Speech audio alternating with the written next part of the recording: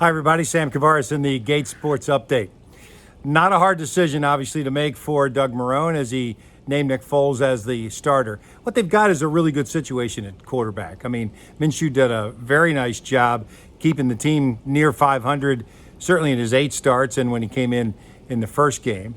And now you go with the proven guy who's got plenty of experience, can make some throws, can make some reads that Minshew hasn't seen before as a rookie. I mean, this is a really good situation. What they are is set at quarterback. They've got a very capable backup who, at worst, is a long-term tremendous commodity or long-term starter for the Jaguars, perhaps in the future. But right now, Foles is the guy that they need. They think this team is built to win now, and with a capable quarterback that can make some plays that Gardner can't make, perhaps they have. Their defense has shown to be spotty, I think, good and bad, obviously. I mean, Houston exposed them so many different times, and they've got to get that fixed. 3 points is the fewest that they've scored in London, and that was incredibly disappointing. But at the same time, their offense was barely on the field in the first half, and when you've got a team like Houston who's going to score points, you've got to be able to match that, and your defense has to make some key stops, which they did not. So right now, the Jaguars are the week off.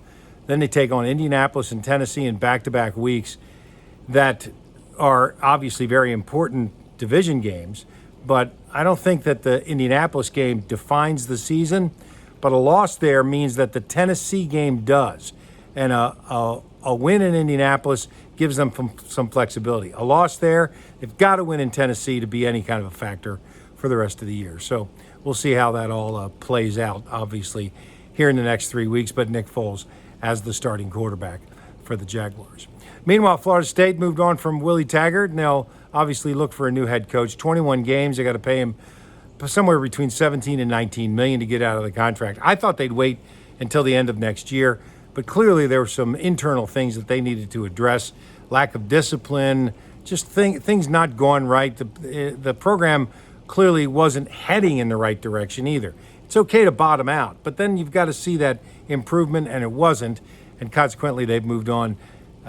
Mark Stoops, Bob Stoops, everybody seems to think that Bob Stoops has already signed a contract. Maybe by the time you see this, he will have, but it's a job where you can win, and they'll have to upgrade some facilities, and obviously recruiting will be paramount, but Florida State is a place that you can win, and that's where what they're looking at.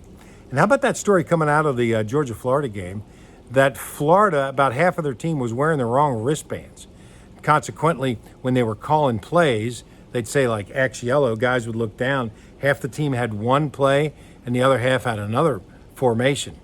Not good for a program at that level this many games into the second season for that head coach. No wonder Dan Mullen was very, as he said, frustrated with the administrative problems that they were having. Hey, don't forget Movember, although I think this is coming off pretty soon. Get yourself checked, guys. This is an awareness for men's health, all kinds of different men's health issues that can crop up as we all are getting older, and even for you young guys. Make sure you check yourself. Make sure that your doctors are looking for the right things. Too many guys go undetected, and that's the thing that is bluntly the real killer. Get checked, get detected early, and things can be taken care of.